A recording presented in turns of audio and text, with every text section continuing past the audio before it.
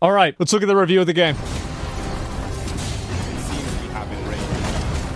In a way, Dragon's Dogma 2 reminds me of Sam Raimi's Evil Dead 2, which was more of a remake of his first cult classic comedy horror movie than a sequel. Oh wait, yeah, actually I did see this. Raimi to really dial in his true vision for Ash's bad night with the bad book. Like bro, I watched at my friend Eric's house. Dragon's Dogma 2 doesn't stray too far from the blueprint that turned it into a cult classic of its own over the past decade, keeping its second-to-none action design and vague but robust and alluring world as its centerpieces. Like the 2012 original, it is unforgiving out of the gate thanks to brutal enemies and chaotic encounters that are not designed to gradually ease you in. So one factor here I want to mention is that I am going to play this game on the hardest difficulty. Is there a hard mode in the game like there is in the first game? No, there is no difficulty. Thank God. It's also just high a base levels game of janky. All of its systems seem precariously fitted together with the fragility of a well-pruned Jenga tower. Oh. Yet, remarkably, it never falls over. And its open-ended design allows for a barely controlled chaos that makes some of its inconveniences almost feel intentional. Savage. Almost.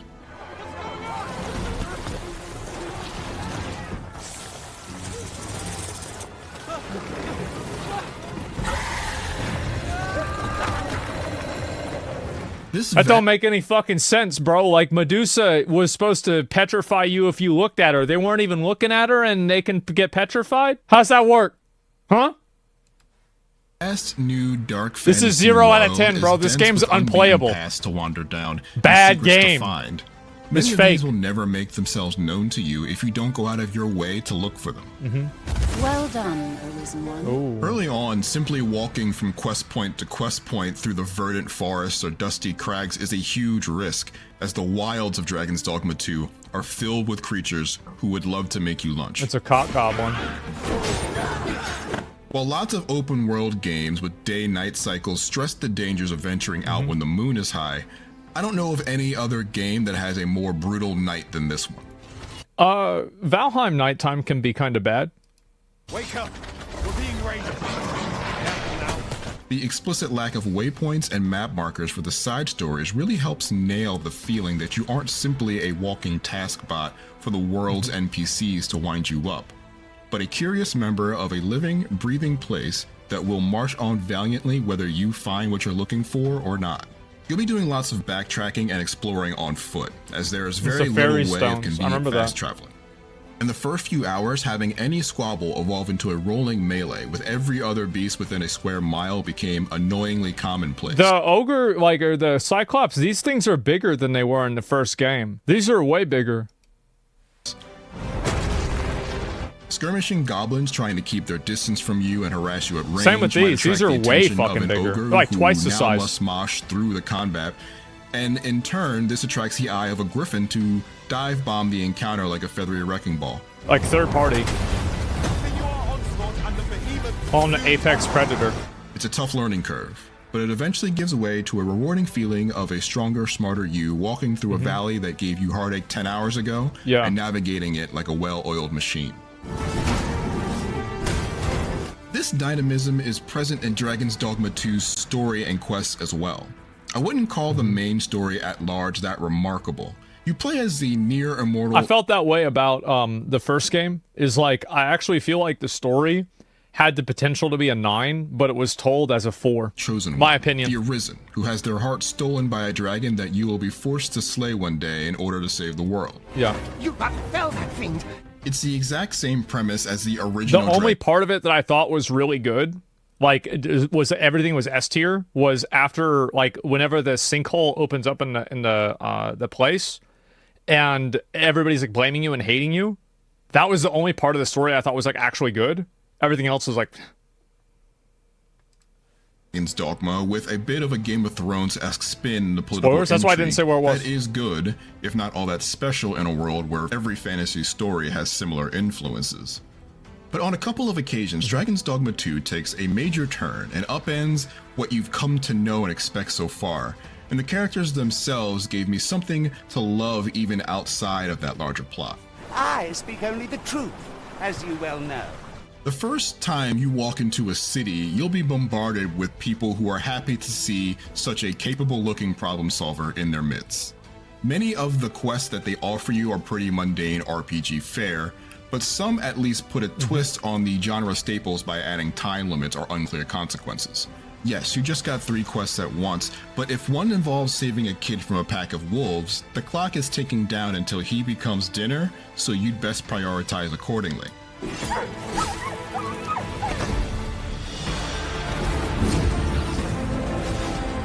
Every Arisen is accompanied by a pawn, a sort of personal NPC sidekick whose purpose is to assist you on your journey. Pawns are invaluable because they can take on a class, which Dragon's Dogma calls vocations, and be another body in battle. Harpies, master.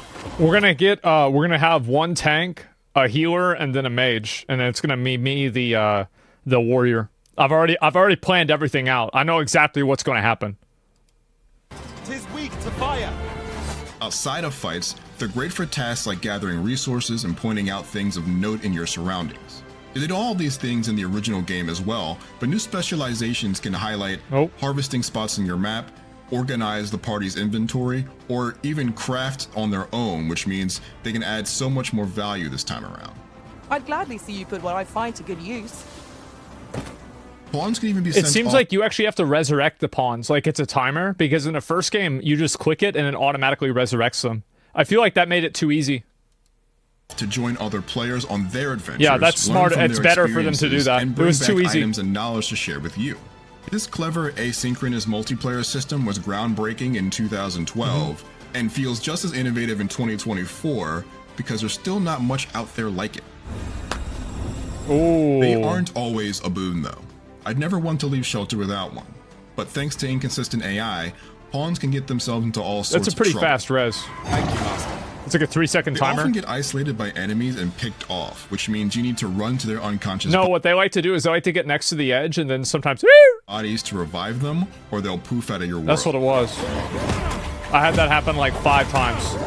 I've had pawns die in pretty silly ways, mostly by falling off of narrow bridges, because they made the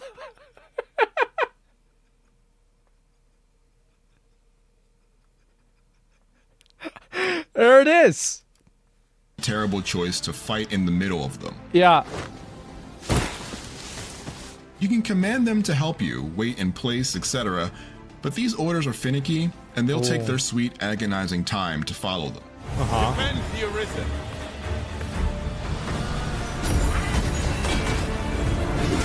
Usually pawns are at least competent though, and they ensure that combat is king in Dragon's Dogma 2. When it clicks, it is peerless among its action RPG contemporaries. The swinging, shooting, and chopping feels solid and satisfying every time you make contact.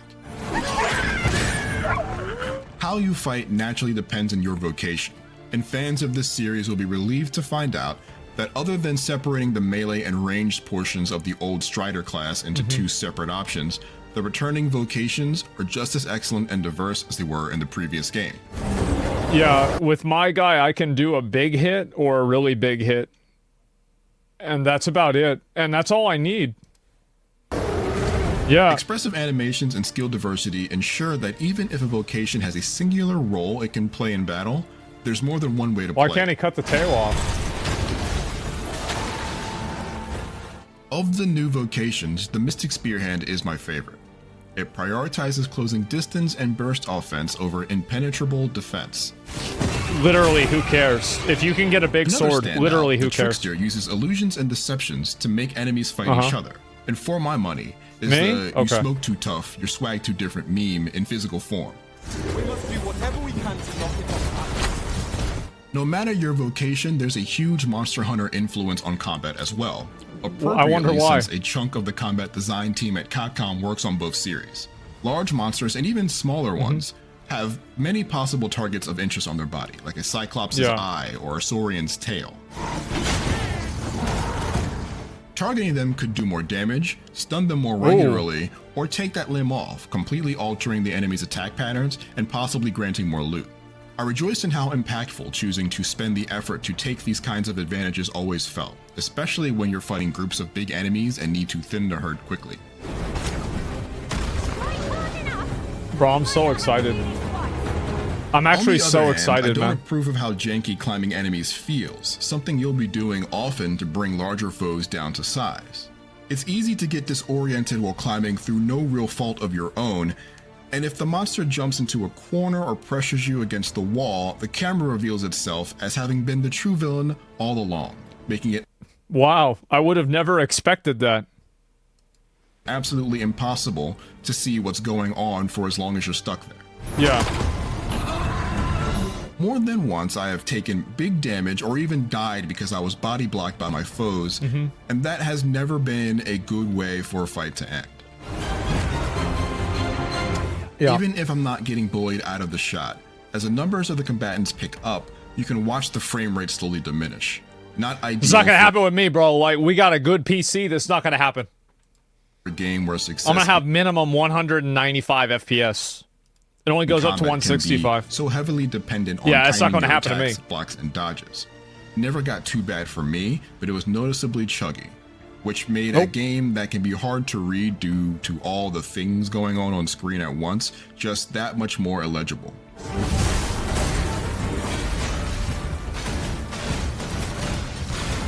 Dragon's Dogma 2 is a strange and wonderful game that seems haunted by some of yesteryear's bugaboos. It is a retelling What? and re-implementation of all of those wonderful ideas from the 2012 cult classic, including an awesome dynamic world and some of the best combat in the genre. On the other hand, its finicky ally AI, clunky climbing, choppy frame rate, I think the climbing, even Dragon's Dogma 1, was fine. I'm gonna be real. I think it was fine. Now, was it a bit fucky? Yeah, of course. But it was fine. and camera with a habit of going haywire at the worst times are all features I wish hadn't been brought back for another round. Even so, there's an action RPG here that is richly rewarding and incomparable to its contemporaries if you can be patient with its quirks. It's an and 8? open to embracing its hands-off open world and quest designs. For more on the technical side, check out our full performance review of Dragon's Dogma 2. Or for an action alternative, our review of Outcast: A New Beginning. And for everything else, Seems stick with fair. IGN. Let's find out. Yeah, let's find out. That's my thinking. Now watch a real review.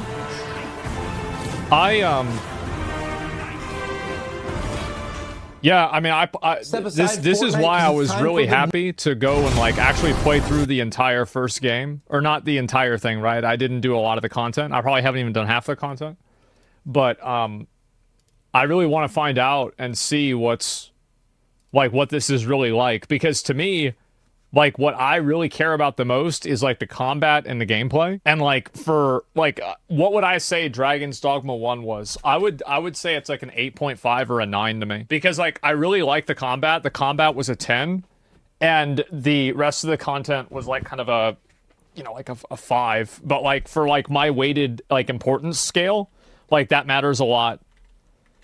Why do they call them pawns? Aren't they just slaves? So that's a great question. Why are they pawns and not slaves? Well, the reason why is because the word slave sounds bad.